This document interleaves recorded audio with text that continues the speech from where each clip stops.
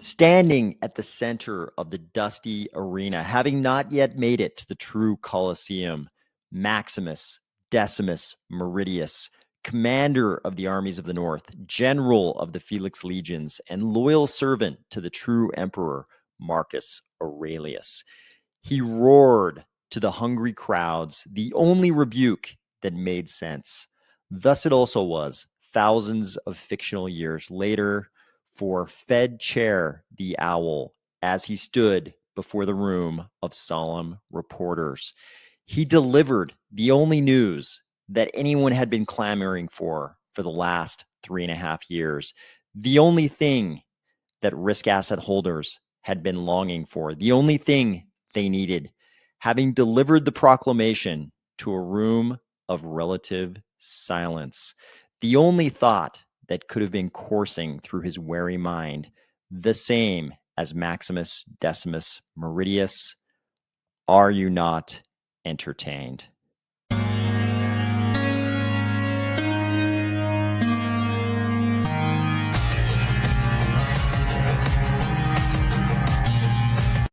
At this point, if you would gladly step into the Colosseum and fight other gladiators, if it would just pump your bags, or if you're finding value in these videos, please consider delegating to the Army of Spies DRep address and the Army of Spies stake pool, ticker AOS. All right. Thank you for joining. Thank you for joining, everybody. All right. Who have we got here? Who've we got here? Taz is here. Taz is here. Let's do this. Ada Eclipse is here. D Not You is here. Fly Over Me is here.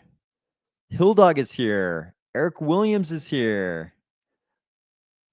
Hilldog hit it on the head. A sick picture of Jerome Powell. Yep, that is him. Crazy Speed Freak is here. Hopium Dens Crypto Richie is here. Saying, I finally made it on time to catch your live. Let's go. Let's go. Let's go, Hopium Den, Crypto Richie. Rulo, hola. Thank you for joining. Dorian's here. Dorian, good to see you. Afro in the Wind is here. Let's go. Let's go. How about that? Was that ASMR enough? Get to Speak says, didn't expect the splash page. Okay, fair enough. The Owl Theater. Let's go. Brian Presnell. Good evening. Good evening. This is actually exactly what he said. The exact quote from Maximus is father to a murdered son, husband to a murdered wife. That's exactly how the quote goes. Good call. Guinness Speak says, we should be sub penny and night, but we are here. Things are great. Hilldog, thank you. Gladiowl. It is a Gladiowl. Otis Freechov says, are we going to talk about Charles' video about Pith? Yep, we are. We are. Pith is no longer a myth. True. True. Jerry H hit that. That is true. Illusion, thank you for joining. Omar Wright, yeah, you made it. Greetings. J. Marie says, I'm smoking a fatty. Let's go. Let's go. Jace is here. Let's go. G. Pat, happy Iagon a day. I didn't even know it was Iagon day. Guinness Speaks says Pith Pentat. I think you're just referring to the Fireblocks integration. But whatever it is, happy for Iagon. Kristen Bowman is here. What's up, good fools? Getting ready for bed, but had to check in. Thank you for checking in. Emilio Calamira. Sim 1790 says, let's go. Owl and tidies. Chaos ensued. Okay, I mean he's not he's kind of wearing he's kind of wearing a loose flowing outfit, maybe it's not a gladiator outfit, but some kind of, fictional period appropriate attire. So let's jump into it. So the reason why I wanted to talk about this, we talked a lot about the FOMC meeting yesterday, and it was a pretty exceptional FOMC meeting. I mean, this was the big one where the tides turned, right? This was the big turning point, the big pivot we've been waiting for, at least in terms of, not in terms of the federal funds rate. This was the third meeting in a row where they cut, so that wasn't a change, but it was a really big change in terms of liquidity. In fact, we've been on the same track for 3.5 years. And I think people didn't really, it's hard to understand because there's no context. So Jay Powell just kind of threw a number out there. And some people went nuts over it. And a lot of people, I think it's hard to put it in context if you don't look at what's gone on, right? If you don't know what's gone on, you would not be as entertained by that as a lot of people were when they saw what was actually going on. I commented both in the video yesterday and in the thread that he seemed nervous. And there was a big reason why he was a little bit nervous. He was doing kind of one of the biggest things he's done in a long time. So let's look at this and I'll show you exactly what I mean. This post from yesterday was really the crux of it.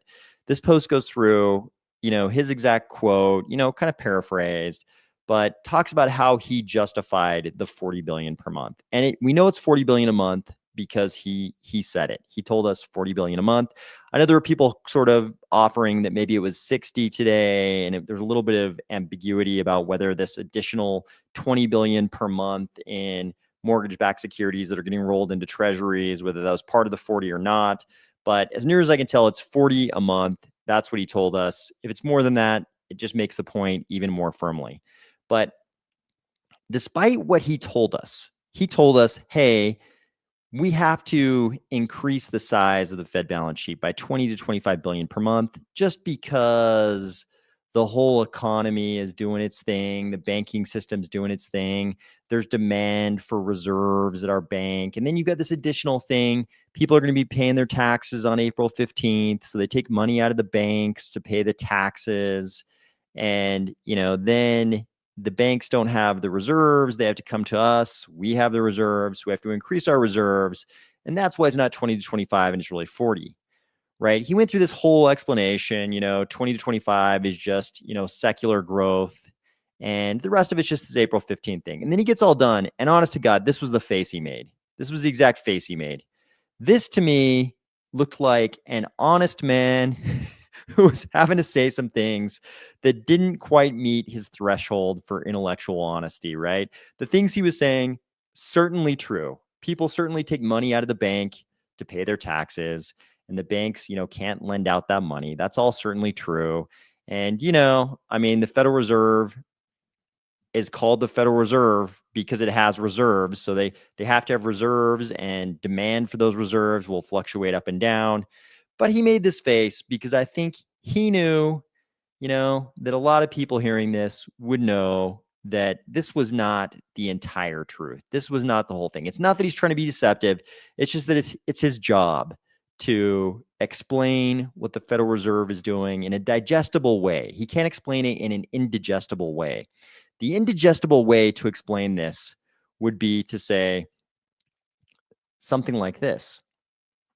Hey, I know you think of the Fed and the Treasury as two totally separate things, but do you remember when the head of the Fed became the head of the Treasury? It was the same person, or vice versa, but the same person filled both roles.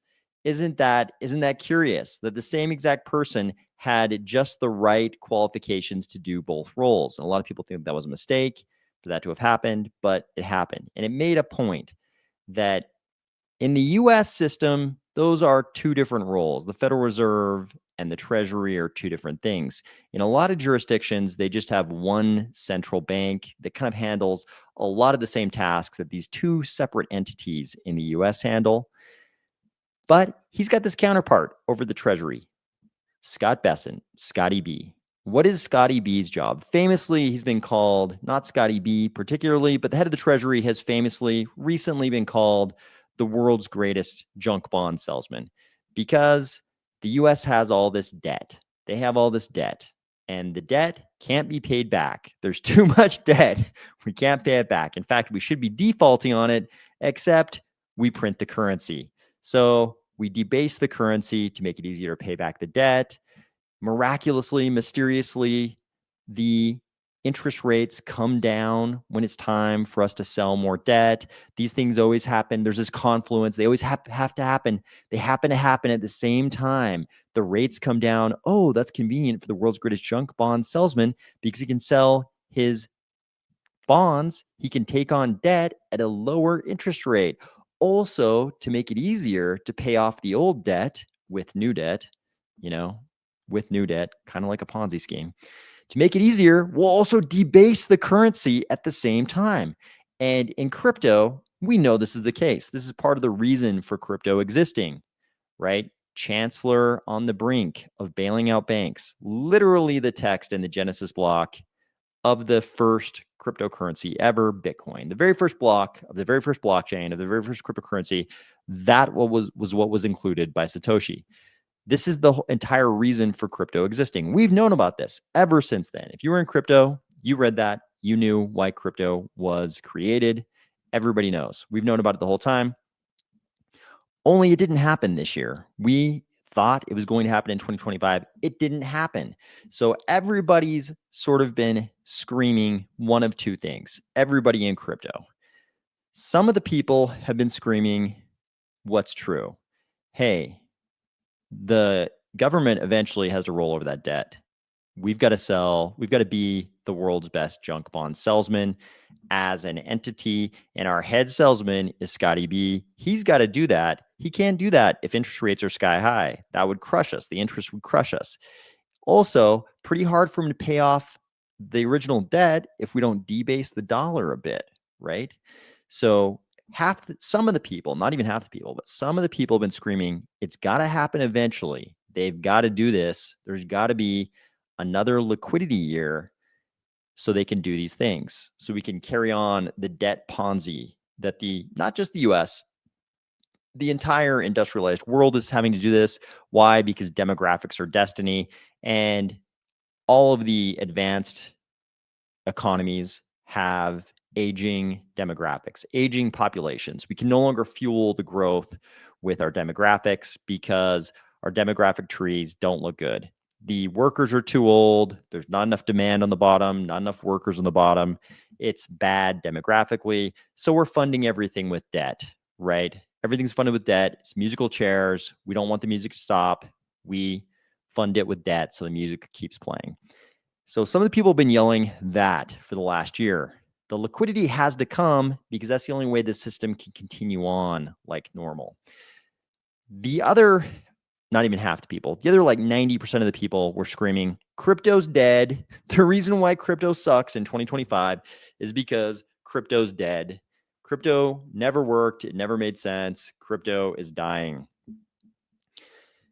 It was never that crypto was dead or wasn't dead. Crypto was doing exactly what it's always been doing. Crypto has just been pushing the crypto agenda forward. But we've had these crazy liquidity years in the past where these waves of liquidity washed over the shores of crypto, pushed our prices sky high. That hasn't been happening for the last 3.5 years. You already know that because we look at this chart. This is the Fed balance sheet, right? Right here was the last high in Cardano, right about there, early September. This was the peak in Cardano last cycle, right? Then we kind of crested the hill. And ever since this point up here in like Q2 of the following year, 2022, it's been downhill, the opposite of liquidity. This is QT. This is a giant hill of QT for the last 3.5 years. Look at this. We went from a Fed balance sheet of almost 9 trillion all the way down here to 6.5 trillion, right? These are bad times. This is the opposite of what crypto needs to experience those crazy parabolic highs. This is really bad. What happened yesterday is the owl got up there and he said the part we've been waiting for all these years. Hey guys, I know the last 3.5 years have sucked. That's because we've been doing quantitative tightening to fix all the problems we created with this. During COVID, we freaked out that we were going into a Great Depression because we shut the world down. We freaked out and we juiced the economy way too much. It created way too much inflation. The only way to solve it was 3.5 years of pain for all you guys holding the risk assets. Just pain, right? You know, there were some other factors in the equities markets, like the advent of AI changed everything in the equities markets. But for crypto, pretty much just straight pain. pain all the way through here. Again, we had a few aberrations and things like Bitcoin. You had the treasury companies come along, some things like that, some institutional adoption that made some things a little bit better. But largely in crypto, just nothing but pain for the last 3.5 years. So what did he propose? We already know. He said, hey, you're going to get 40 billion a month in liquidity. He called it reserve management, right? It's like every cycle they have to come up with a new name for it. You can't just jump up there and say, hey guys, it's QE, it's liquidity. They've used all those names before. They have to come up with a new name so that people don't understand what's going on, right? They don't want the average person to understand what they're doing, because then everybody will lose confidence in the system. If everybody knew what we understand about how the system works, people wouldn't want to participate in the system. It'd be very bad for the whole system if people understood. I personally, of course, think it'd be better if people understood, but that's not the way it works. So they come up with this new name, reserve management. We're going to engage in 40 billion a month for reserve management. So that number doesn't make a lot of sense. It's not very powerful because we don't have a lot of context for it in the face of government spending, right? Government spending is so crazy and out of control. It's in the trillions. Like, what is 40 billion when you're talking about trillions and trillions? So just for a little context, think about this. This headline also hit. Crypto mogul Do Kwon, the your size is not size guy, the Luna guy, got sentenced to 15 years in prison over the massive Luna collapse. The Luna collapse was the exact same amount the Fed is going to pump into the economy every goddamn month, 40 billion. The entire Luna thing that set off the cascading dominoes that, destroyed everything in crypto, basically created the whole Sam Bankman-Fried, drama, that whole thing. That was all over a $40 billion collapse. That's the amount they're going to pump into the economy every single month, right? But to think about it even in an even more immediate way, we know what this chart looks like, right? We know about this wall of liquidity. We can compare these two things. If you see this little crook in this chart, right, where we go through this little tiny bump and then we had this giant vertical wall, if we look at the very corner, the crook of this, it's about March 4th right there, March 4th, right? And we know when Cardano kind of hit its peak up here on like September 1st, September 2nd, right? So this is a huge wave of liquidity. We can compare this to what's actually going on right now. So the size of the Fed balance sheet at this point down here, March 4th, was about 4.24 trillion.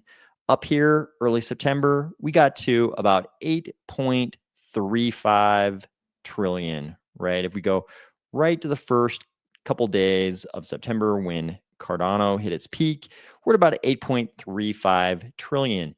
We also know what Cardano did during those periods. So on that same date, when that wall of liquidity started, that was the 4th of March, 2020. So we come back here to March 4th, 2020. We may not be able to hit the exact day on this broader chart, but it was about 4.876 cents, right?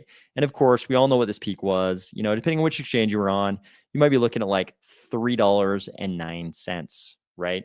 So what happened was the Fed balance sheet increased by 1.97x here, right? Almost doubled. So it went from 4.24 to 8.35. Right, during the same period, almost doubled, 1.97x. We use X's instead of percentages because this is crypto, not Wall Street. So we'll use crypto.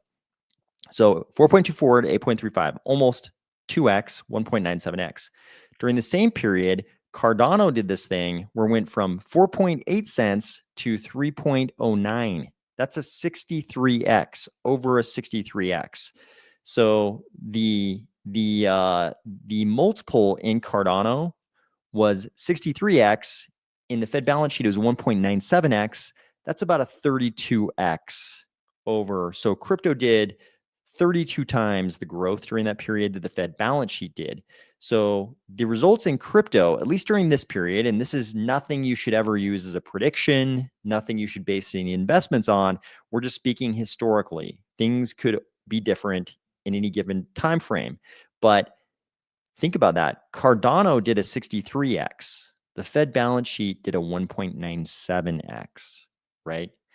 So what they're talking about right now, what Powell was telling you about, he said, hey, we're going to start this on the 12th of December. That's the day that most of you will be listening to this video. The live listeners, depending what time zone you're in, you might be December 11th, but most of you will be listening to this on the 12th of December. That's when this quantitative easing, if you want to call it that, whatever name you want to use, the balance sheet is going to be getting bigger. This is balance sheet expansion. That's going to start on December 12th. Right now, the Fed balance sheet is something like 6.535 trillion, right? 6.535 trillion right now.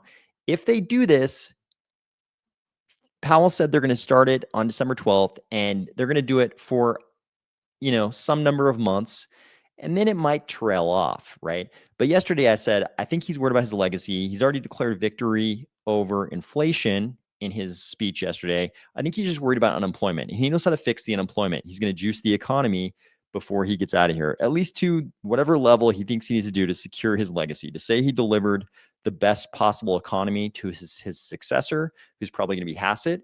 So his successor comes in May. That's when the handover is going to happen. So Powell is probably going to juice the economy through this balance sheet expansion. We don't know. Is he going to do this for 3 months, or is he going to do it for the full 6 months?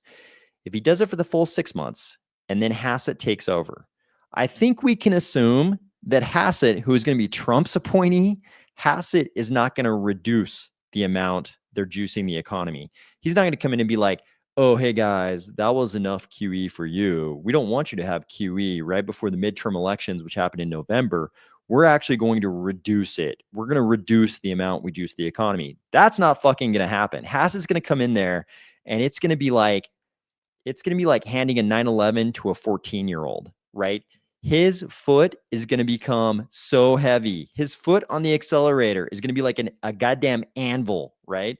Hassett is going to do everything he can to juice the economy right up to the midterm elections in November. So it's, to me, could be wrong, highly unlikely he's going to be like, oh, let's stop all this balance sheet expansion stuff. Let's make it 35 instead of 40. That seems unlikely. Maybe, who knows? Weird things can happen. But it seems like as soon as Hassett comes in, the rest of the year, we're probably going to get more juicing of the economy than we had during these months prior to the end of the Owl's term. So I think we can say there's a hypothetical universe where we get 40 billion per month the entire year. And guess what? If anything weird happens, or basically any excuse comes along whatsoever, Hassett or the Owl, because remember, he's trying to secure his legacy. If anything happens at all in 2026 that justifies it, they might go buck wild. They might go buck wild and print way more than 40 billion a month. But let's just say we get 40 billion a month for the entire year. It's just 40 billion, which I think is like sort of like an unrealistic scenario, that Hassett's not going to be like the anvil-footed 14-year-old who gets handed a 2026 911 Turbo, right? That foot is going to be very heavy. So, but if we only get the 40 billion a month for the whole year, we go from 6.535 trillion to 7 trillion, right? That's still almost $500 billion in liquidity coming in, right? And remember, the last time a big liquidity event like this happened, the Fed balance sheet increased by 1.97. Cardano increased by 63x. So things are shaping up. I think Powell gave us this big announcement, and he made this face because he was waiting for anybody in the room to call him out. He's thinking to himself, this is so ridiculous. I can't believe I'm blaming this shit on tax day and secular growth of the economy. He's like, surprise, we couldn't do liquidity in 2025 because of the tariffs. We were afraid it would create ridiculous inflation after we just got done fighting inflation for 3 years. He's like, surprise, now that tariffs are supposed to be done, we're going to do the liquidity thing in 2026 instead, right? He's just like waiting for anybody to stand up and be like, Yo, man, this is bullshit. You guys are just doing the liquidity year next year because you couldn't do it in 2025. I think literally what he was afraid is somebody was going to say exactly one of these things. 2026 has got to be the liquidity year so Scotty B can roll over the debt. That's the only way the system keeps going because our demographics no longer support growth like they did during the boomers generation. Frazek put it well here. Actually, he repeated well what Lynn Alden put well. Nothing stops this train. I agree. Okay, let's go back and hit some comments here. Okay. Oh, wow. A lot of comments. Okay. A lot of comments, guys. A lot of comments. Okay. Sim1790. Let's go. Let's go. Kim Cha-ching. Am I not merciful? Exactly. This was the owl perched up on his branch, looking down at the mice, saying, am I not merciful? Are you not entertained? This was the look of a man who knew he was having to give people a bunch of bullshit answers for something that had happened for completely different reasons. Pucky Hawk, just in time. Glad you're here. Dorian's glad you're here too. Okay, Wilmo Fauchot says, "Hey OS fam, checking in live to let you know I'm verifiably human." Okay, glad to hear. Yep, you are verified as a human. I'll catch you in the AM. On the way to the fiat mines, counting down my 34 days and checking for the Uniboob, aka the Kung Pao. There we go. There we go. He's 34 days away from his night allocation. That's great. What exactly does a retirement look like? Well, Powell started out as an attorney and then he went to Wall Street. So I think his economic future was secure long before he ended up on the Fed. But his actual Fed retirement, I actually don't know what that looks like. I don't actually know what that looks like. Frazek is here. Master Hippo's here. Glad you're here. Guinness speaks an honest man experiencing shrinkage. I think this is accurate. Probably the biological reaction to knowing he's saying something and there's this elephant in the room and not being able to discuss the elephant. This biological reaction to this is probably shrinkage. This is probably right. And it's not his fault. He's just doing his job. He knew the job when he took the job. You're going to have to tell the American people things that are good for the system to carry on. You don't want the system to collapse. That'd be bad for the American people. So sometimes you got to tell them a little lullaby, a little story about why we're doing what we're doing with the money, but it's better if the factory workers don't understand exactly what's going on. At least I think it's better if they understand, but in the minds of our masters, the masters of the universe here, I don't think they're convinced is better. Master Ripple says, "Hola, I finally made the live show. Love the pith news. Hate that Charles continues to pout and show the thin skin." That's our boy. He wears his heart on his sleeve. We've just got to accept that our man wears his heart on his sleeve. Maybe, yeah, this is what I thought too. When I heard about pith, I thought, man, Chainlink's ransom was too high. The rent was too damn high. What is preventing Charlie 3, an already native oracle on Cardano, from getting any love? No data. I don't know. I actually don't know. I don't know the answer to that question. I don't know what the shortcoming is there. Bitwise 8 ETF launched today. Wonder where the rest are. Me too. Powell doesn't determine the rate at which people buy bonds. The bond market decides it can be offered at a certain rate, but there's less appetite for bonds worldwide. True. Yeah, I mean, it's a market. It's a market. So, but the federal funds rate, it impacts everything. It's literally the rate at which banks can get money.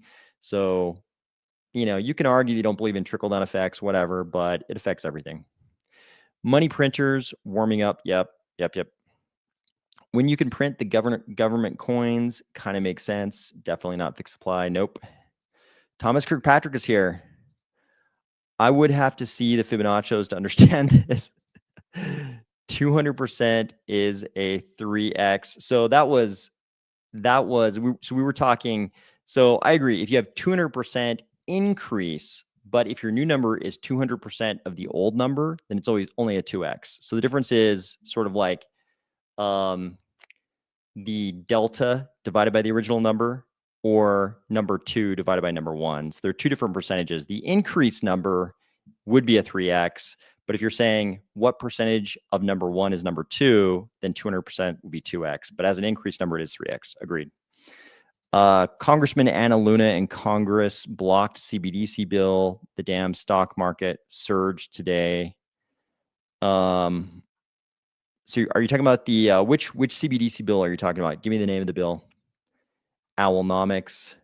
Russ Voigt is going to have something to say about the amount of money print. Yeah, I mean the usual YouTubers who kind of like to comment on macro stuff, they were all going nuts this morning. Some of them, like I said, some of them had even read a little guidance from Goldman Sachs from like last month, talking about the 20 million in mortgage-backed securities that were going to be reinvested into treasuries, and there was a little bit of confusion about whether or not that was included in the 40 billion. So some of them were even citing a 60 billion figure, but both of them are it's significant. Going from negative to 40 billion positive is pretty big. Hatchet Man Hassett, maybe we'll see. Clarity, yeah, I mean, like Cardano, we could talk about all of crypto or Cardano, but this is a Cardano channel. So Cardano is putting out the products that are perfectly timed, like a 4th generation privacy layer, perfect timing. The regulation piece is finally coming into focus, right? We just need that Clarity Act. And then we get liquidity. Those are the 3 big things we need. We need good products in crypto. We need good regulation, and we need liquidity. Those are the 3 things we need. And it seems like that conjunction is happening right now. It's amazing. As Frazek pointed out earlier, Lynn Alden has always stuck this. Reverend Buck Wild, yep. Charles soon to have a clone. Yep, Charles is gonna keep saying he's gonna have a digital clone on Twitter. I support this even just for his own sanity. Like I like to see this super authentic character we call Charles, who wears his heart on his sleeve. I like to see him on Twitter, but for his own sanity, we also need him to be sane. So for his own sanity, if he just needs to hang out in Discord and not deal with the trolls on Twitter, like good. It's better for him. I mean, it's unsustainable. What the man does on Twitter is unsustainable. You can't deal with that much hate on a daily basis. So Charles Japan tour after Clarity Act passes, that'd be nice. That'd be real good. Dolph B. Wolf is here. Mallow is here. If you go back and rewatch the PAL video, you can hear someone cough bullshit at the same time. That wouldn't surprise me at all. And like I said, he's just doing his job. This dude is just doing his job. And, all the things he said are true. All the things he said are true. He's just not saying the bigger thing. It's like you go to buy, I don't know. You go to buy, a lawnmower at the hardware store. The lawnmower guy's not going to tell you what his margin is on the lawnmower. He's just going to tell you about what a great lawnmower it is. It's not like he's trying to lie to you about his margin. It's just, it's things go smoother if you don't know about his margin, right? All I know is with this announcement, Pith, I changed my DCA from Link to Pith. I got to support our community strategy. Oh, that's interesting. Interesting. I hadn't thought about that. I hadn't thought about the fact that people might be DCAing into Link. Interesting. Okay, so Daniil has some additional details here. Charles mentioned February Japan tour. Rumor says by then Clarity already passed. I hope so. If Clarity hasn't passed by February, I don't like to think about that possibility. So like I said, though, you shouldn't think of anything we're talking about right now as any kind of a prediction for the future, right? This is we're just putting in context this $40 billion number and how important it is. We're going from this environment. Think about it. We have been in a negative liquidity environment, right? In terms of expansion or contraction of the Fed balance sheet. You can look at non-real M2 measurements and say that we've been in, a liquidity positive environment. But if you look at, real M2, which is adjusted for inflation, you see that even by measure of M2, we haven't been in a positive liquidity environment. We've been in a negative liquidity environment this whole time. And now we're going to 40 billion a month. And if you watch the press conference, a reporter even asked him, why so big? Why so big? And that's when he came with his tax day explanation. So Midwest Wind is showing the tax printer. He anti-CBDC Surveillance State Act. Oh, the anti-CBDC Surveillance State Act, sponsored by Representative Anna Paulina Luna. Oh, I thought you were saying when you mentioned this before. Oh, I see. Okay, you were saying CBDC. Okay, I thought for some reason I read that as stable coins when you said that before. No surprise that Anna Paulina Luna is anti-CBDC. Yeah, that's not a surprise to me. Dr. SJ Lazar, thank you for joining. Good morning. Thank you for joining. Yeah, thank you for catching the episode whenever you can. So I honestly, I think this is the most important thing that's going to happen to crypto in the next 12 months, right? Like the most important thing in Cardano is probably the launch of Midnight. That also happened this month. But the most important thing that'll happen to crypto, the entire movement of crypto is this. It's going from this environment, this very bad environment, this downhill slope to 40 billion positive. This is a really big deal. And, you know, Powell said it, and I think he probably felt like this. He's like, hey, you guys have been bitching and whining at me for 3.5 years, wanting more liquidity. The president has been trying to fire me because he wanted more liquidity. Everybody who holds risk assets has been talking about me like I'm an asshole for 3.5 years when I was just trying to beat back the colossal amount of inflation we created by turning off the entire world. And he's like, I finally made it. I make the goddamn announcement and everybody in the room is silent, still looking at me like I'm an asshole. I think that's how he felt. I think he honestly wanted to throw his arms up and say, are you not entertained? There's your fucking liquidity. Are you not entertained? But the important thing is we got it. I think Powell is actually, you know, you could think whatever you want about his monetary policy, but I think he's actually like a pretty good Fed chair in terms of being a good communicator with people, seeming honest, seeming transparent, all those things. We probably won't have another one in a while who seems so honest and relatable. So it's been nice to have him. So I thought he deserved his own Maximus thumbnail here.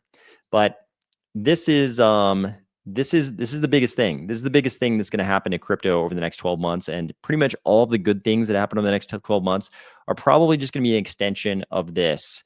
If we have anything that looks at all like this last cycle, it's only happening because this shit ended. That's the big deal.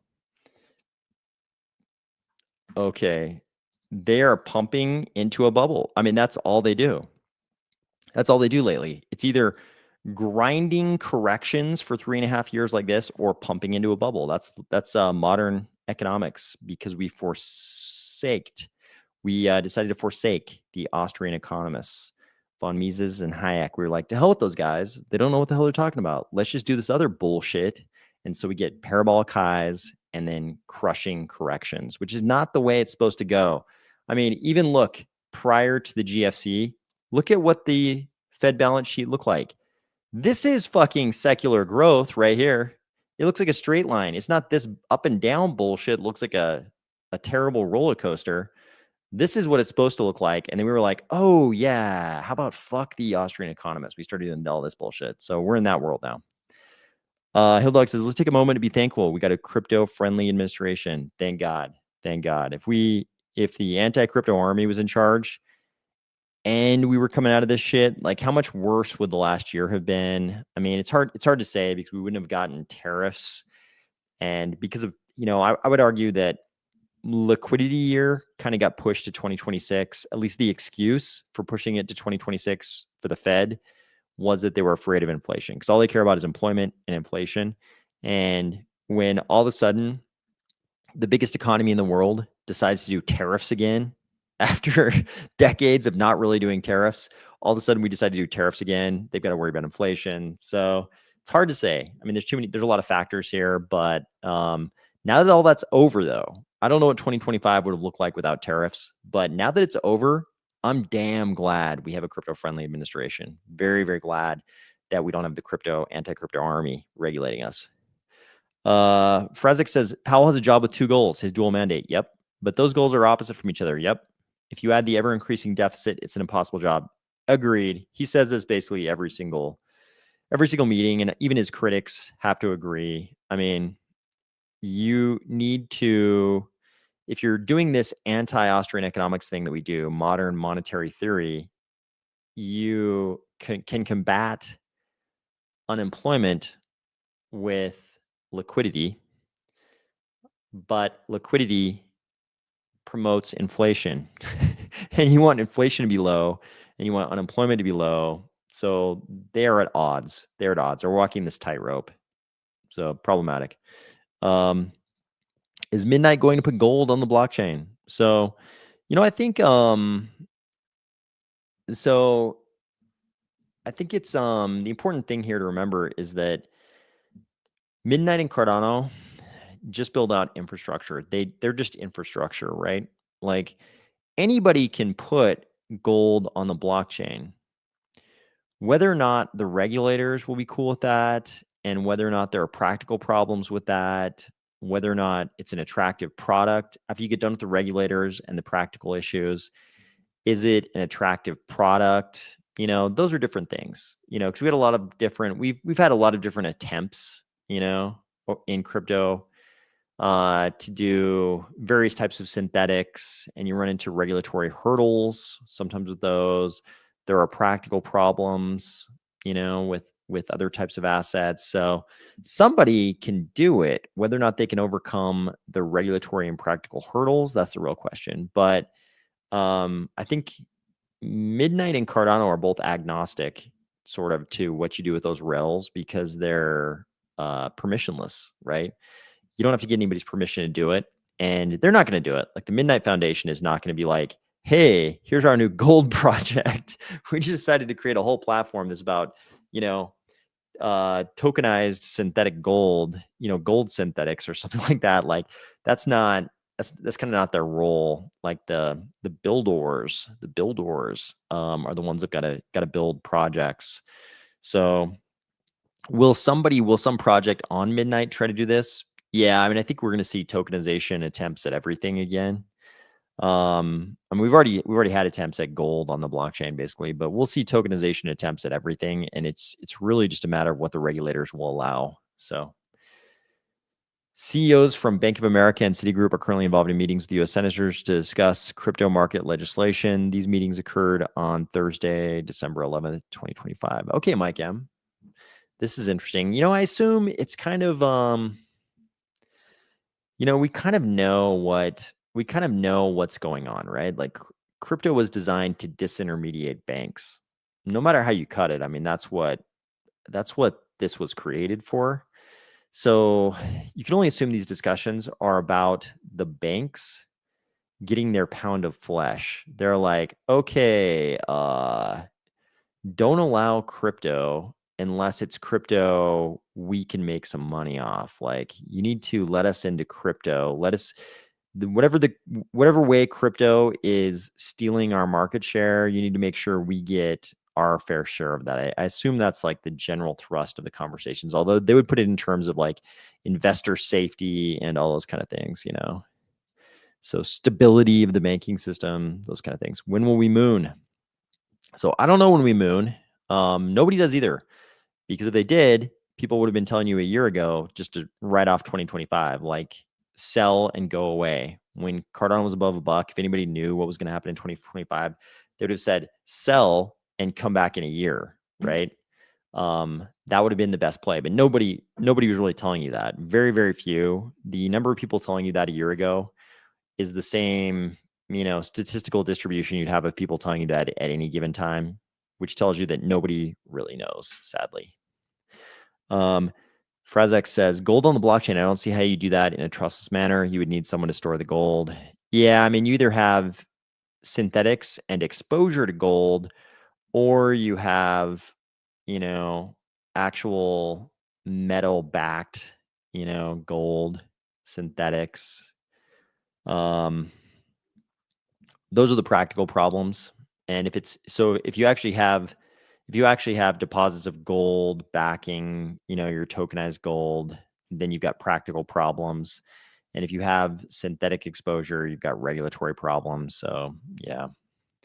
Pupper's Fat Paw bought the night dip today at 4.5 cents. Did it while I wasn't looking. Damn, why find his doghouse? Oh, good for Puppers is aggressive. He's aggressive in all things. Yeah, I mean, Powell's going to be out of here. We won't be able to talk about any owls at the Federal Reserve after Powell's out of here. It'll be sad. We'll just have Hassett.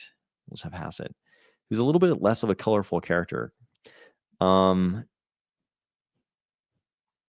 Jay Stevens says F Gold is already a thing out of Germany.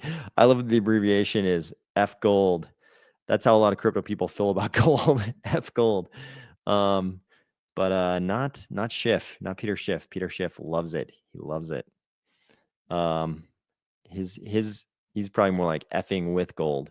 Do you think retail has gotten wiser to their role as an exit liquidity provider? No, because I mean, not really, because what happens is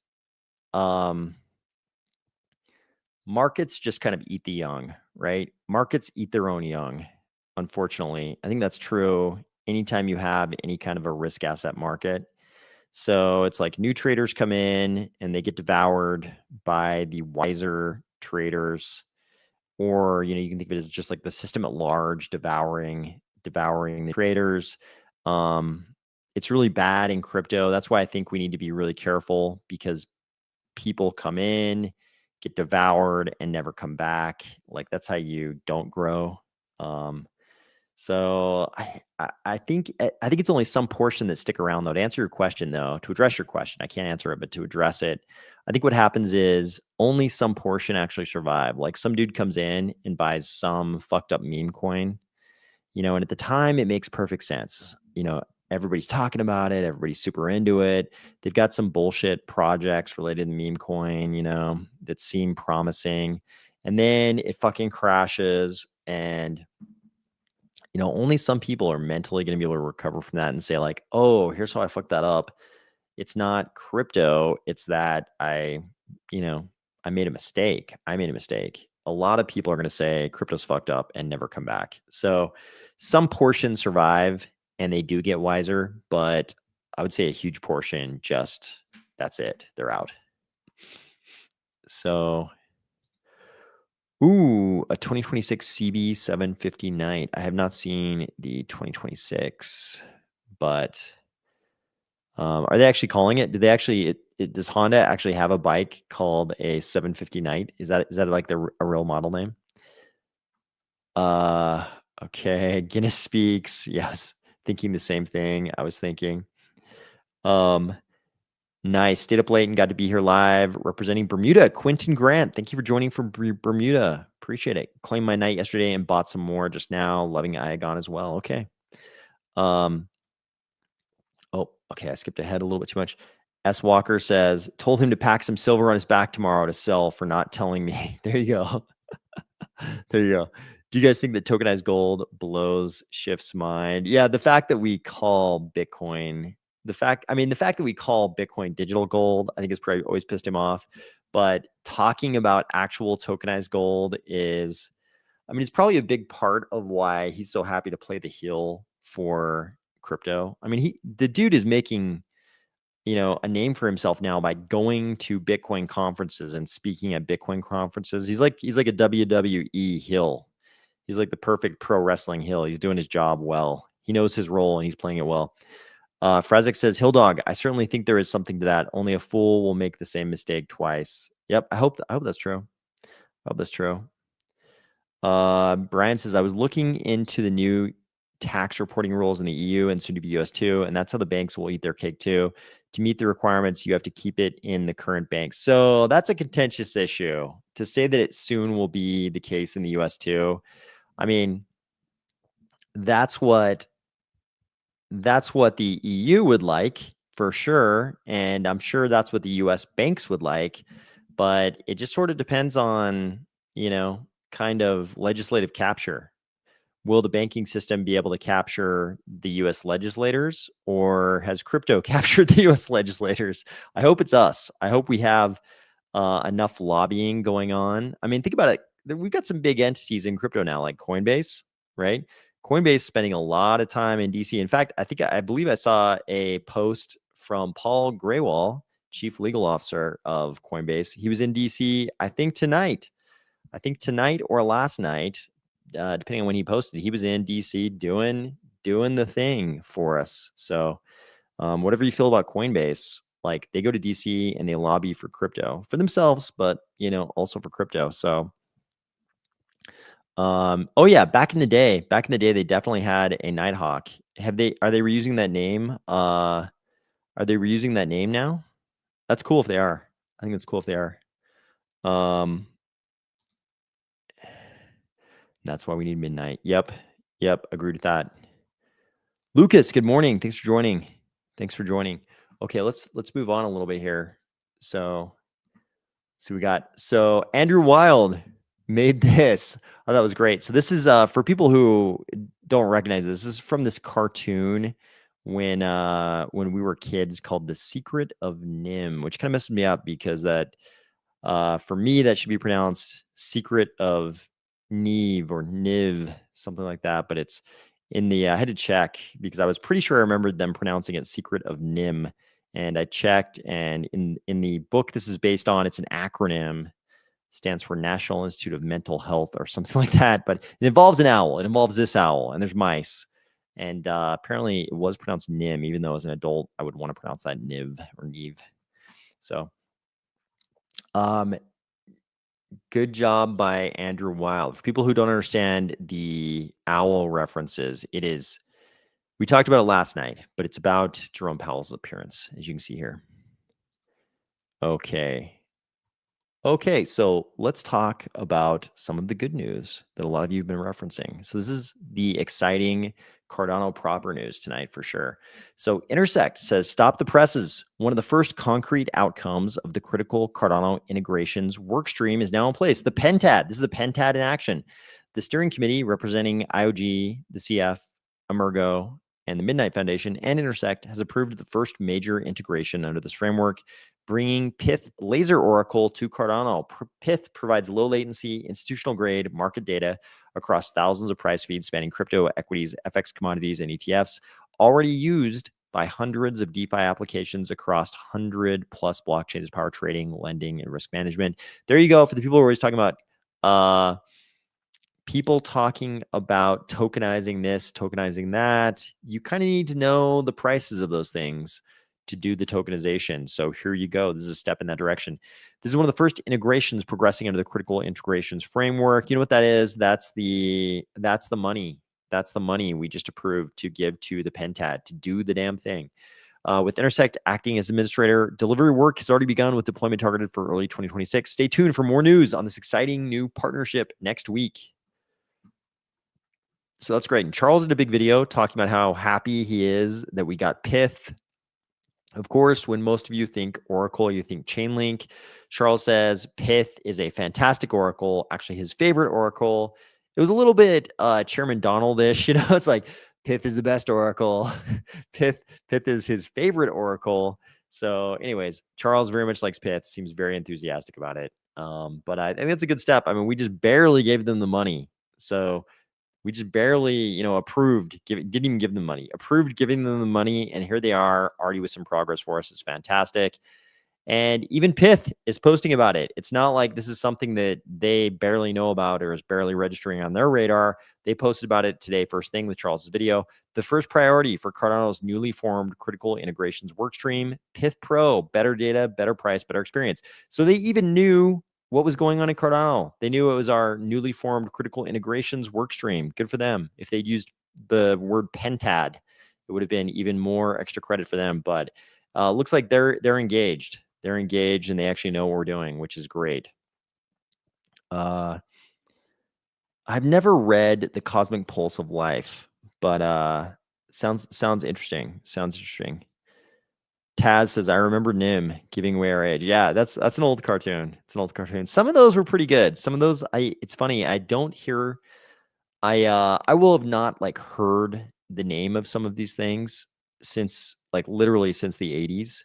And then I hear it and so many memories come back, even if I haven't like heard the phrase, the secret of Nim in like, since the 80s, basically. It's crazy. Here we go.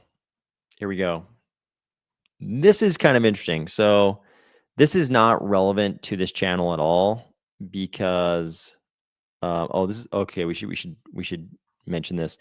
Guinness Speaks says Pith actually has reached in the U.S. government. Good. Okay, that's good. I like the sounds of that. This is kind of interesting though, just for sort of general crypto adoption. Watcher Guru here is saying that YouTube now allows U.S. creators to receive payouts in crypto stablecoins.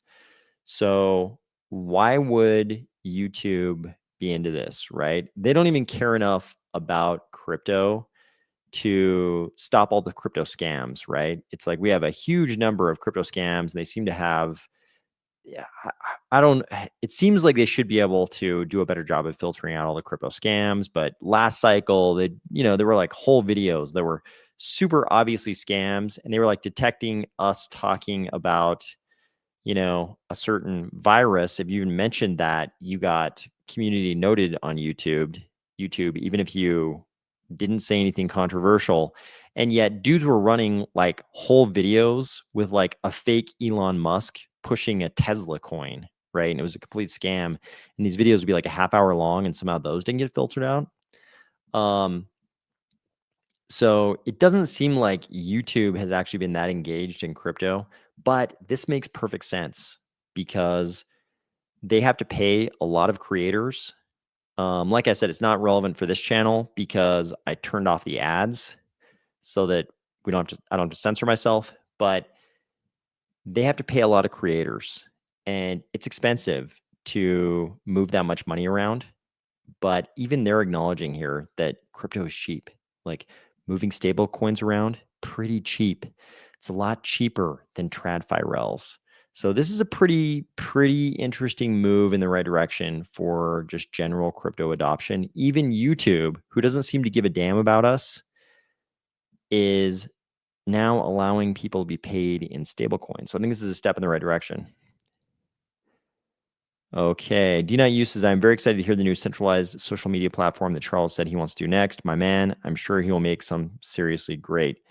So when you say so, I'll be curious to see what comes of that. I know he talked, I think today or yesterday, about the build out of his sort of podcasting studios.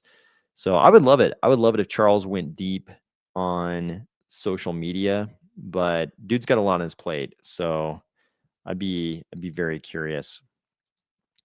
S. Walker says, I would read it if it's mandatory reading material for Black Budget Special Access programs and contractors, then Puppers reads it. Okay.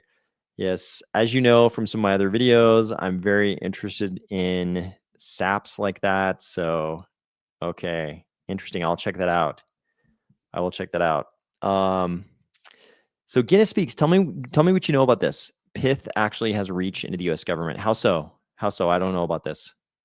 I don't know anything about this. Let me know how Pith has reached into the US government. But I think these are the big news items, but I just wanted to, normally I don't like to cover sort of the same general topic 2 days in a row, but this was so important. I really feel like people didn't understand this part. They didn't understand what was going on here with this post. This is probably, as far as like the future of our economic interests, to me, this is probably like one of the most important, things we'll talk about over the next year, like as far as like, our ecosystem, Midnight's probably the most important thing, but our ecosystem is a part of crypto. It's a niche inside crypto. And the most important thing for all of crypto, including our niche, is probably this. It's probably being in a liquidity positive environment. And like we always talk about, they have a lot of different tools to affect liquidity, which is why we have measurements like Fed net liquidity. But they have a lot of different ways they can very stealthily increase liquidity without, while being as low profile about it as possible. But this facial expression right here pretty much sums the whole thing up. Like, we knew this was coming. In Lynn Alden's words, there's no stopping this train. We knew it was coming. And this was the moment of Powell kind of capitulating. I don't want to like discredit him. It's not like he's capitulating because he knew this would have to happen. He knows how this works. He knew the year of liquidity would have to happen. This is just him sort of, keeping his mouth shut and not saying the part that he wants to say. He gave that interview one time where he said, the interviewer was asking him, like, okay, when you guys when we say that you guys print money, what's actually happening? And Powell was like super transparent, the most transparent thing we've ever heard a Fed chair say. He said, basically, we just have a digital ledger and we change numbers in the ledger. And the interviewer was like blown away. And a lot of the public hearing that were blown away. Like Powell was, giving up some kind of, conspiracy verifying secret. But, I think this was him just like not saying that part. This is him not saying, not talking about the glue that's kind of holding together the system, right? The debasement and you know, the manipulation of the economy that just kind of keeps the whole thing rolling, because the demographics can no longer keep the whole thing rolling. And that's true for the US. It's true for Europe. It's true for China. It's true for Japan. It's true for South Korea. It's true for Southeast Asia. They all have these aging demographics that don't contain within them significant enough demographic growth to support economic growth. So the kinds of economic growth that's necessary. So everybody in the world is having to do the same stuff. We've all had to sort of abandon, normal economics and embrace this modern monetary theory that involves a heavy dose of manipulation. Okay. Let's see. Guinness Speak says he mentioned it during his video today. They're an oracle for more than just crypto. Okay, I wasn't aware of that. Thank you. Thank you for telling me that. I appreciate that. So, yeah, I've noticed this news with Iagon and Fireblocks. Charles put out a whole video on it. So we've talked about Fireblocks for a long time in crypto. It's hard for me to get excited about Fireblocks. Every time I start trying to read about Fireblocks, I don't get excited about Fireblocks. So I think it's great. Whatever, anytime any project in our ecosystem does something that's good for that project, I think it's great. Charles mentioned in his video today that, one of the reasons that Night is not on crypto.com was because it required Fireblocks integration. So obviously, it's obviously there's a benefit for the entire ecosystem in that sense. But do I think Fireblocks is going to sort of impact my experience in Cardano? Like, probably. I'm sure somebody can make the argument and explain to me how Fireblocks, is going to impact my experience in Cardano. But when I read about Fireblocks, I'm like, okay, I get why institutions would be very interested in Fireblocks. I get why centralized exchanges, are very interested in Fireblocks for custody reasons, because they don't actually like to take custody of these giant amounts of things like Night. I get all that, but I'm like, this seems like a central exchange, kind of institutional thing. So it's hard for me to get, enthusiastic about that. But maybe obviously I haven't been interested enough to really drill down on the details. So maybe somebody can convince me that this is very exciting. So I don't know though. I haven't been able to convince myself I'm excited about it. Let me put it that way. I'm not saying it's not exciting. I'm just saying I have not been persuaded that it's exciting to me. So I'm not trying to be pejorative at all. I'm just saying I haven't been excited enough by it to even drill down on the details. Let me put it that way. I'm trying to be super transparent and honest about it. Severed Tom Cardiac, thank you for joining. Cheers, AOS. I try to catch your lives when I can. Thanks for being consistent. Thank you for joining. I appreciate it very much. So, Frazek, I just tried to give you Charles gave a video today where he described how Fireblocks plays a role when certain types of institutions don't want to take custody of crypto, and how it relates to centralized exchanges. But Yeah, I mean, I'll be honest. I haven't been able to make myself excited about it enough to drill down on the details. So I try to only report stuff that I'm genuinely interested in. So I think what you notice in crypto is a lot of creators. I won't say a lot, and I won't even say necessarily our Cardano creators, because I think the Cardano people commenting on Cardano do a very good job. I think my fellow content creators in Cardano do a really good job in Cardano. But I would say, like, outside of Cardano and crypto generally, what a lot of people do is they just sort of look around and they watch a lot of other content and they're like, what are people excited about? What are the big hot topics right now? And then whether or not they personally care, they'll report on those hot topics, because their whole goal is just to get as many views as possible, as many clicks as possible. So they're just going to report on whatever is a hot topic, regardless of whether they're personally interested in it.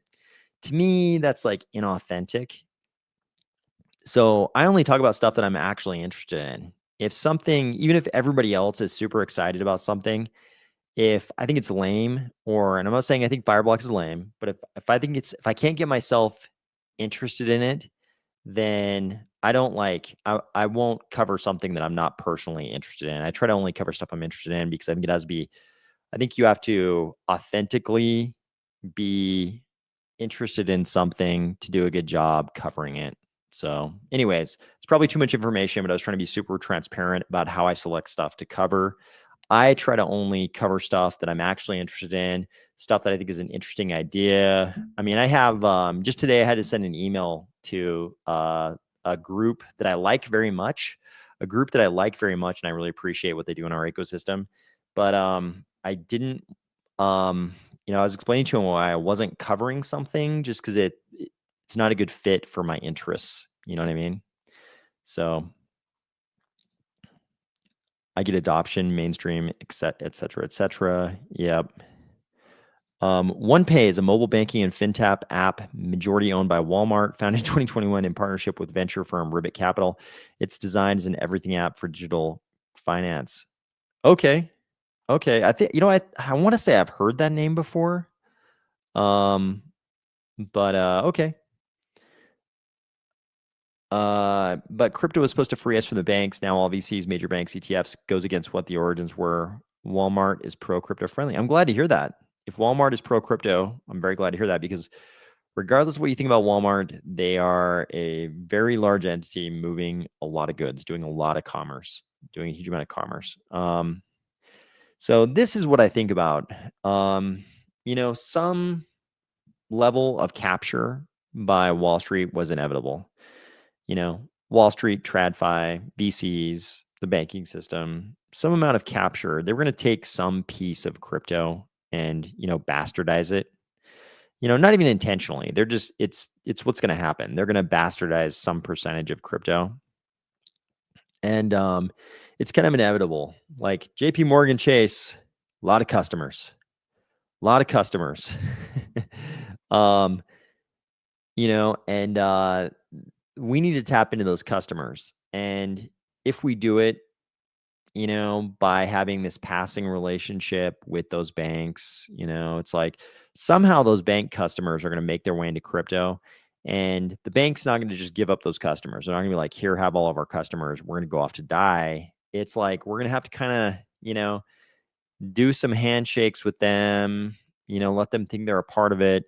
And then it's sort of like they'll kind of disappear on their own, kind of thing. They won't fully disappear. It's like newspapers and the internet, right? It's like newspapers were going to start websites. They were going to have a web presence. And then, they even thought that their websites were going to be great for them. They're like, oh, sweet. Now our newspaper can be in digital form and accessible to anybody in the world. This has got to be good for us. And here we are now, 30 years later, and the newspapers, TV channels, they're all struggling to survive. Publishers, print publishers, they all embrace the internet, and slowly it ate them. So I think it's going to be the same thing with crypto. It's like they're going to embrace crypto because they know it's the future. And they're going to be just like newspapers starting websites. They're going to try to deal in crypto. And 30 years from now, it'll be just like the newspapers. Like, sure, The newspapers all have websites, but do I visit them? Only if there's no paywall.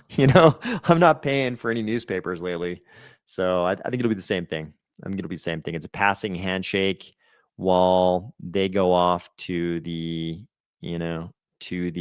hospice care. But it's going to take a long time with the banks, though.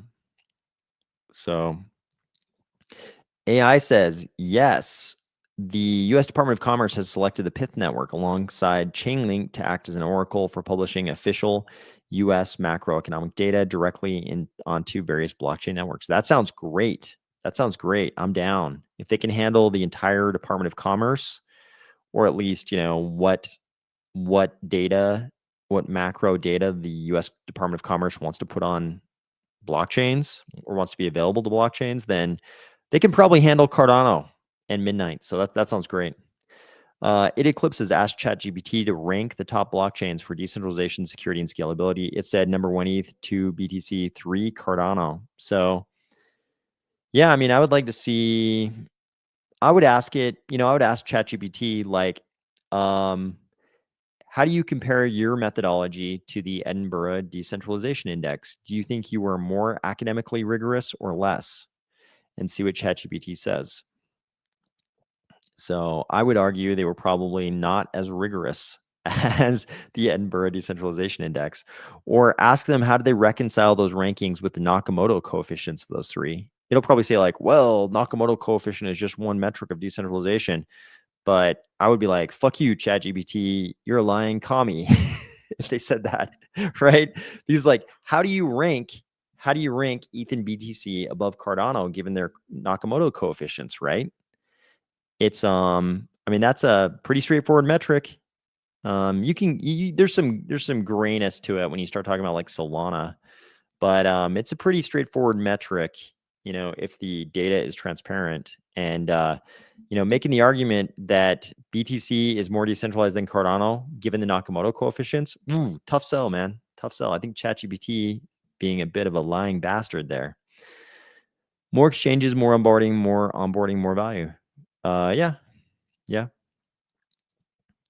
Cardano ranked number 3 in security under the, is it the same podium? ETH number 1, BTC number 2, Cardano number 3. Because man, Robbery Forest again. If we're just talking about empirical data, we got a lot more robberies than Robbery Forest. Let's see. Fredzik says, well, I listened to a crypto creator 9 times out of 10. I have the feeling they're trying to sell me on something like an advertisement. Never have that feeling here. Oh, thank you.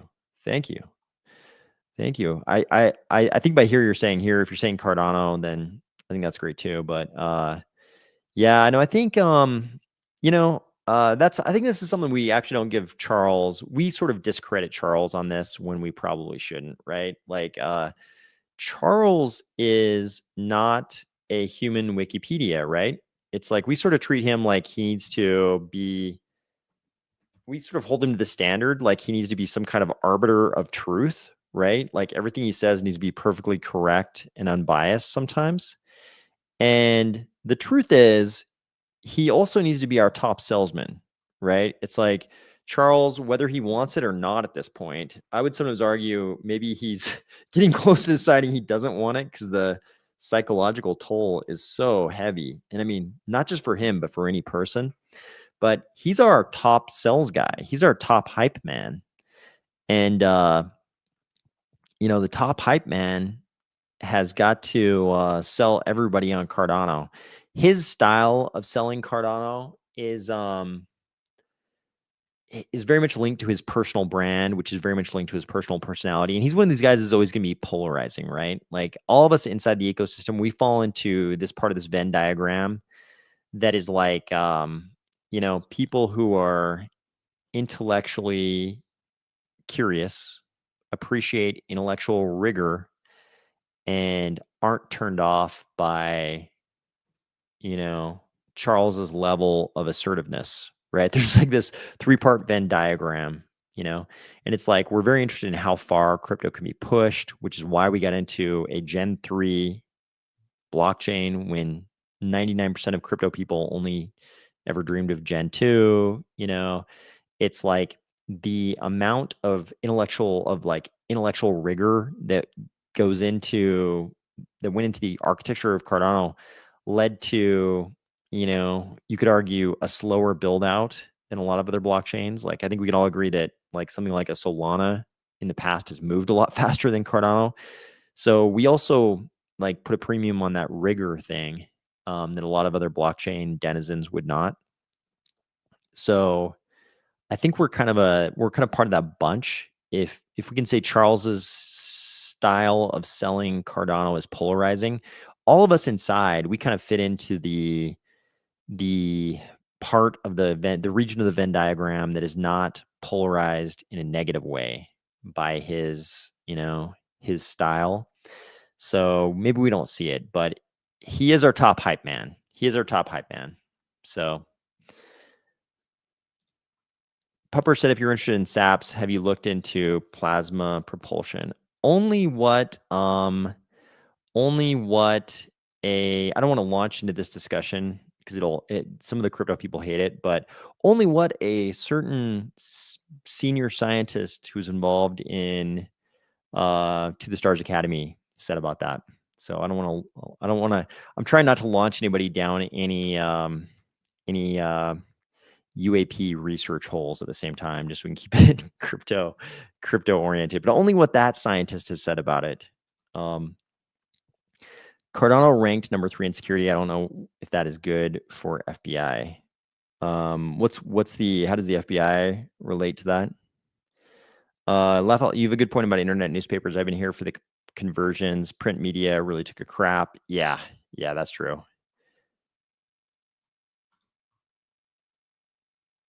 Oh yeah, I mean they're gonna fuck us on. They're gonna fuck up the custody part for sure. Like all they know about is custody. Like that's literally the basis of their entire business, right? They do the custody part for you, and in exchange, they fucking like charge you for a checking account. Meanwhile, they take your capital and loan it out to somebody else and keep all the profit on that. It's incredible.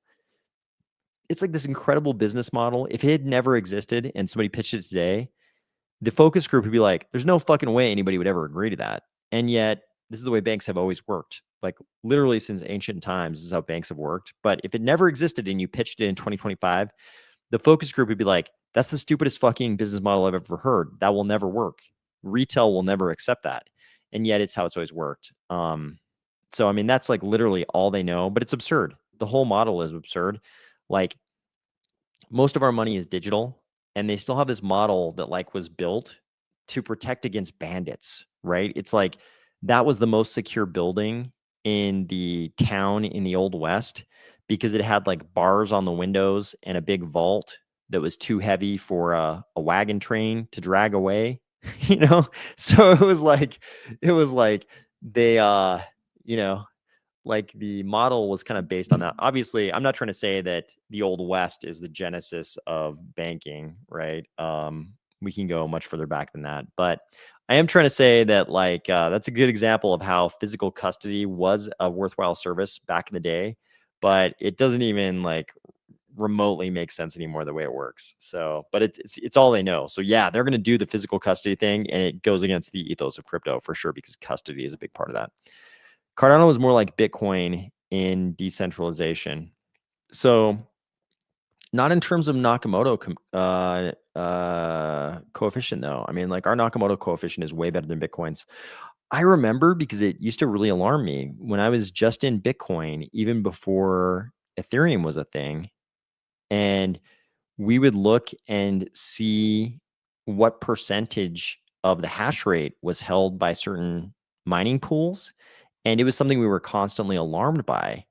And it's like it fluctuates up and down, but it hasn't really ever gotten exponentially better, right? It's like it's not good. The Nakamoto coefficient in Bitcoin is not good. If you actually look at the numbers, it's like alarming, and it makes it almost like hilarious that Bitcoiners would claim they're more decentralized because their Nakamoto coefficient sucks. Like seriously sucks. Just go to Edinburgh Decentralization Index. They have a dashboard, And just one of the many charts they have is Nakamoto coefficient, and Bitcoin sucks. Bitcoin super sucks in terms of decentralization. Night owls, definitely. People ask Charles to solve everything and then he gets blamed for everything. Yep. It's like it's like you have a handyman who is the plumber, electrician, HVAC, lawn care guy. And anytime anything goes wrong, they you call them up in the middle of the night. So that is Charles. I think the digital twin is a good idea. The dude deserves some rest. Yeah, Ethereum also, Nakamoto coefficient sucks. Solana, if you Google Solana, we talked about it recently. Stake with Pride, who nothing misses Stake with Pride's attention. Stake with Pride notices everything. And Stake with Pride pointed out that the Nakamoto, because of their what they call the prune in Solana, their validators had gone from like 2,700 down to 800, right? And yet, if you just Google what is the Nakamoto coefficient of Solana, because they're not included in the Edinburgh Decentralization Index, if you just Google, probably because the data was, I'm guessing because the data that was available for Solana validators was deemed, like not adequate. I'll put it that way. I'm just guessing. That's my guess. But if you just try to Google what is the Nakamoto coefficient of Solana, you get into some real weird territory where it's really hard to pin that down. And all the numbers, you figure out all the numbers were based on their old number of validators. But then you find websites that show like what percentage different validators seem to have. But then there's questions about whether some of those validators are actually related to each other. So,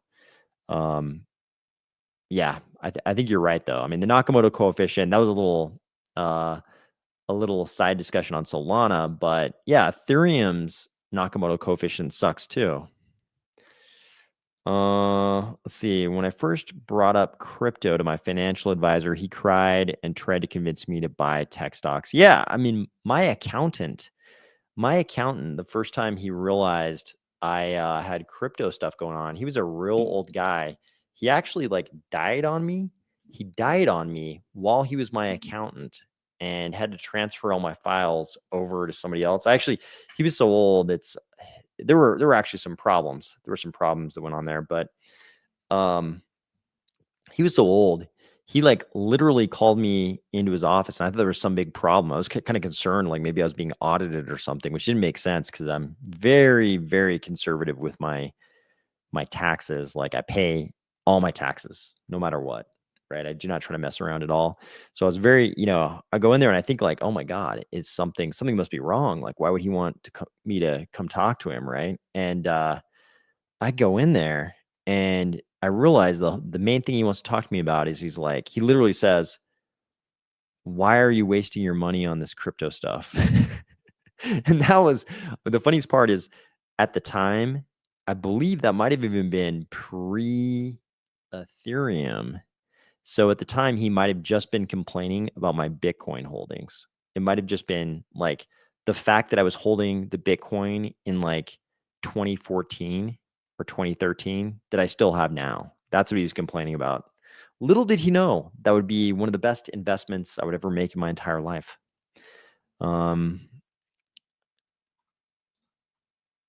Yeah, I mean, Charles always makes the point that nobody would ever talk this much shit to him in person. It's just, I think because he engages so much more than any other crypto founder ever, he ends up engaging everybody. And there's a lot of crazy people in their mom's basements. And he's engaging them along with all of us normal people. But I think 90% of the normal people, it's like he doesn't really hear from us.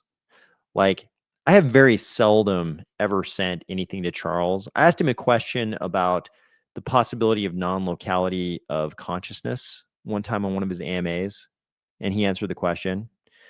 But that's like one of the few times I've ever said anything to Charles. So now I like to think it's because I'm a normal person. I'm just like, consuming, his content and what he's doing for our ecosystem. And I'm like, great, keep going, Charles. Awesome. Thank you. But I don't, I think us normal people, we don't like send him messages, giving him like big ups or whatever, like the haters do. The haters are like sitting in their mom's basement, you know, getting done with their Dungeons and Dragons games and, admiring their neckbeards. And they're down in their dungeon and they're just like, it's 2:59 a.m. Time for me to send my hateful message to Charles. Let me go see what Charles has been up to today, and I'll go talk some shit in the comments. I think that's kind of how the way it goes for Charles, which is not right. That's not right. That's not good. That's not the way it should go. But I think he gets a lot of that, and he doesn't really hear from us normal people. So, which is true of any public figure, right? But he actually engages, which a lot of public figures don't. Joe Rogan famously says, "Don't go in the comments." Charles is all over the comments, right? He's like the worst offender to Joe Rogan's rule, and it's good for us because we got like a head of our ecosystem who would engage anything. If you send anything to him, he's going to engage it. Maybe he doesn't get to all the questions in the AMAs, but if you have any kind of a substantial comment, a significant comment, if you say anything interesting under one of his posts, I get the impression he reads it. You know what I mean? Whereas Joe Rogan would say, don't even read the comments. It's too much mental torture. Pucky Hawk says, Super Grok, Cardano is the most decentralized blockchain among major smart contract platforms in 2025, excelling in validator diversity, governance, and resilience. It outranks Ethereum and Solana. Let's see, we have a continuation of this. Handily, and even edges Bitcoin in block production metrics.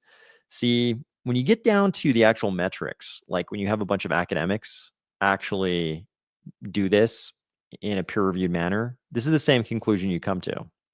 So I'm not at all shocked that ChatGPT thinks that Ethereum is the most decentralized, because I think, man, ChatGPT has a little bit of a political agenda. And I think Ethereum lines up a little better with that than Cardano. Cardano is not aligned politically with the founders of ChatGPT. I'll put it that way.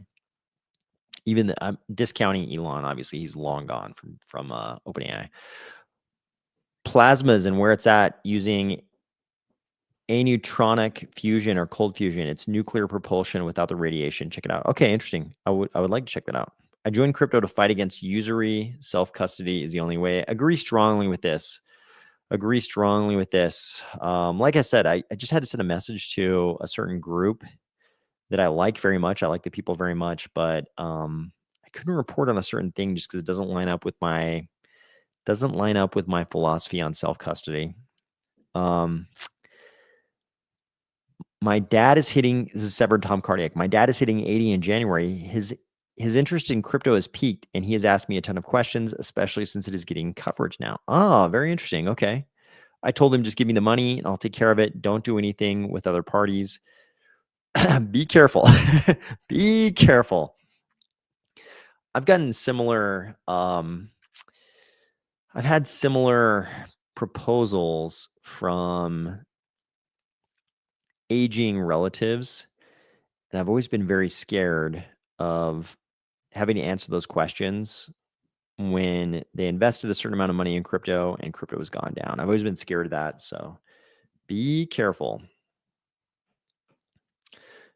Yeah, I agree. The non-locality of consciousness thing is that one keeps me up at night. That one not really keeps me up at night, but it's something I could think about. It's something I think about. I'll put it that way.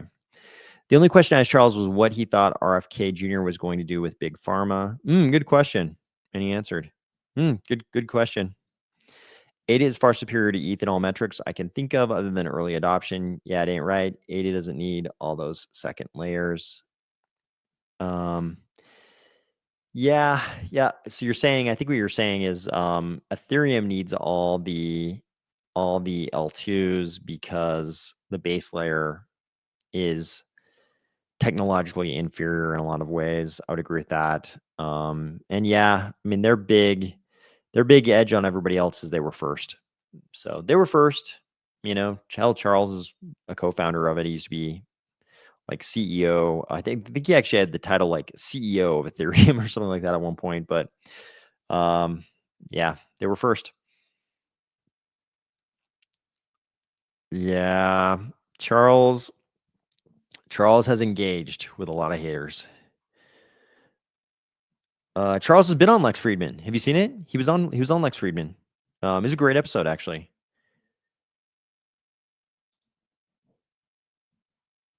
He has done well in TradFi. Yeah, I would severely limit the amount. If you're investing his money for him, I would severely limit the amount that goes into crypto just because it's really hard for people who've been in TradFi to accept the volatility. The volatility is jarring and they do not like it. They do not like it when we're at the bottom of the market.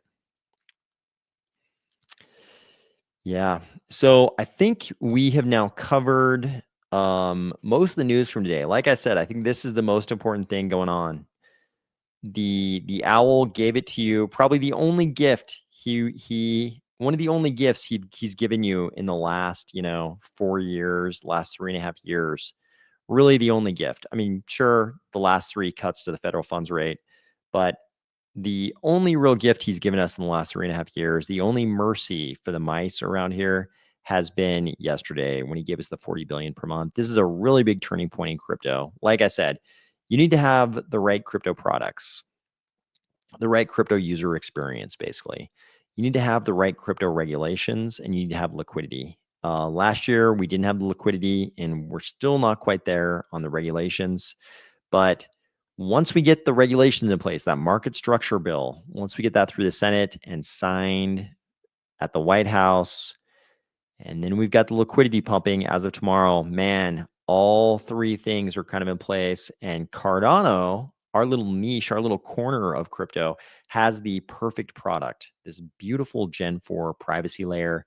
When privacy is pumping, privacy is pumping, privacy is the big trend, as near as I can tell right now, based on the way Zcash is going. So everything is looking great for Cardano. Things have always looked great for Cardano in terms of our long-term development, technologically, sort of the social layer, the community strength has always looked great.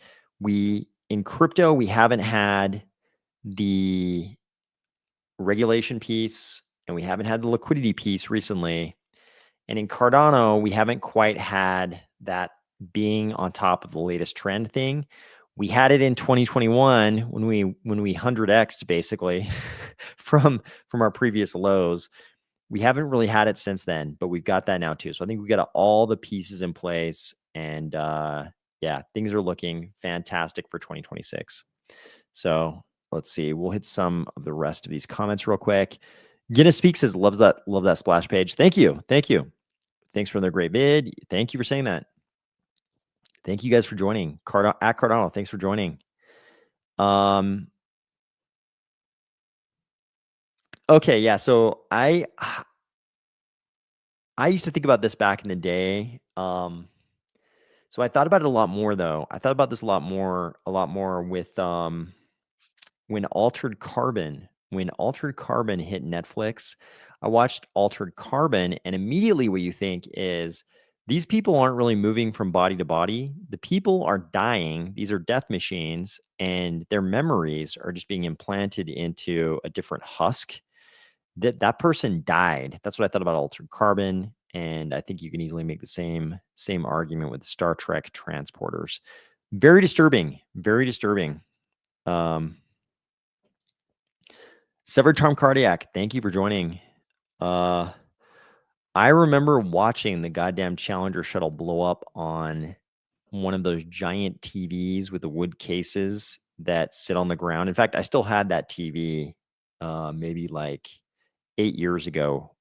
Finally got rid of the actual TV, but I still had the exact TV that I watched that on in the 80s. I guess that was 86. I couldn't remember what year it was, but yeah, I actually watched that happen on the TV in the 80s. So the comment says, look at the Challenger shuttle back in 86. And now 90% of these astronauts are alive and in higher than normal positions of influence. One might question NASA after deeper. I've seen some of those. They have pictures of the individuals who are supposed to be on the Challenger shuttle when it blew up. I don't know. There's a lot of conspiracy theories. I mean, this is one of the most commonly discussed conspiracy theories, the ones about NASA and the moon landing, and the Challenger shuttle isn't discussed as much, but it's really interesting. It's a really interesting conspiracy theory. I don't know. I remember watching on TV. So That's not proof of anything. I mean, they could have put anything on TV then and we wouldn't have known. We would have known it wasn't real, even if it wasn't. Daniil says, when I die, please transfer my consciousness to one of those altered carbon high-end bodies. Me too, with the tactical upgrade or whatever it's called. That's what I'm talking about. The tactical upgrade. Yep. Also male body only. When I was in grammar school, they brought the TV into our classroom for the news coverage of the Challenger. Yep. I think we all watched it. I mean, people sometimes question whether you could have possibly watched that if you were around in the 80s, how everybody could have watched it. It's because people don't understand there was nothing to watch. It's like if the goddamn space shuttle was on TV, everybody was watching it. Brian says, I was one of the students at Kennedy Space Center when Challenger blew up. Wow, that's crazy. Yep. Gary H says, I remember watching the Challenger explosion on TV. The whole family was watching. I remember exactly where I was in the room even. I remember where I was sitting. I was sitting on the carpet watching the TV, which was also on the ground, which probably sounds weird to people who weren't alive then, but the TVs, you have these big box TVs with like wood cases and they would sit on the ground. And so as a kid, you'd often just like sit on the ground to watch the TV. At Cardano watched it too. Yeah. So that was a startling event to witness for sure. But hopefully we won't have any. Daniil says, really, man, gonna tell my kid this. I read him a comic about the Challenger. Oh, wow. Yeah. No, yeah, I think a lot of us probably watched it. The most impressive one is Brian saying he was actually at the Kennedy Space Center. That's pretty wild. That must have been very very traumatic. Not dramatic or traumatic, but a very notable event, I'm sure, in your childhood. TV had manual tuning and a large bunny aerial. Yep, a lot of those around. Brian says, I was like, well, that's not supposed to happen. I remember thinking it looked like a single kernel of popcorn up in the sky. Wow. That is some imagery right there. I don't know if I'll ever be able to forget. Anytime I hear anything about the Challenger shuttle, I think I'll probably always remember you talking about how it looked like a single kernel of popcorn in the sky. That's a very visual description. Very interesting. Okay, well, I don't think I'm going to say anything as interesting as Brian just did for the rest of this stream. So we'll cut her off there. But very, very interesting that so many people remember the Challenger and Secret of Nim and all these things from the 80s. Very wild. Hopefully nothing so traumatic as the Challenger event happens anytime, anywhere in the world, anytime soon, especially not in crypto. Yeah, I mean, I'm sure the conspiracy theorists would say it was not the O-rings, but that was definitely what they told us. Puckyox says, I was in algebra class. The teacher turned the TV off a minute after the explosion and just went on like we never watched it. Sounds wild to think about that now, but I can totally imagine that happening. I was at home when I watched it. Daniil Wiggins says, good night. Good night, Daniil. Thanks for joining. They said so. It was cold that morning. Yikes. Wow. Yeah, wild experience. Okay. I hope nothing like that happens anytime soon anywhere in the world, especially not in crypto. But I hope everybody had a great week. I hope you're all as excited about the possibility of liquidity in 2026 as I am, and the regulatory piece lining up, and have a good weekend, Dorian. Thanks for joining. Have a good weekend. You too, Frazek. Thanks for joining. Taz, thanks for joining. But the regulatory piece is going to line up. The liquidity piece is going to line up. We've got the right product finally, and Cardano is on sound technological footing. So I think everything is looking positive. Everything's looking positive for 2026. Hopefully it turns out that way, but we're all going to see it together. Hope everybody has a great night, a good weekend, and I'll talk to you soon.